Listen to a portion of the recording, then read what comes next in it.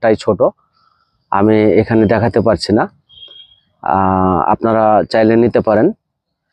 তো এইটা আর ওই দেশি সামার মধ্যে পার্থক্য হচ্ছে এটির যে ঘাসটা সেটি অনেক মোটা হয়, যথেষ্ট মোটা হয় আর কি, তেমন মোটা না আর কি একেবারে, তবে ছাগলের উপযোগী। এবং এই ঘাসটির ফলন হয় আপনার বীজ রোপণের পর থেকে প্রায় 1 মাস 10 দিনের মধ্যেই কাটা যায়।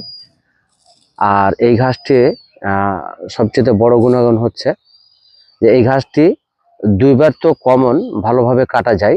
আপনি যদি ঠিকমতো দেখভাল করেন জমিতে, তাহলে 3 বার অবধি কাটা যায় এই ঘাসটি। আর দেশি সামা যেটি বলছে ওটি একবার মোটামুটি ভালোভাবে কাটতে পারবেন, আর দ্বিতীয়বার মানে কাটার ওরকম চান্স থাকে না আর কি। খুব যদি পরিশ্রম করেন হয়তো বা সেকেন্ড টাইম কিছুটা হয়তো কাটা যাবে আর কি।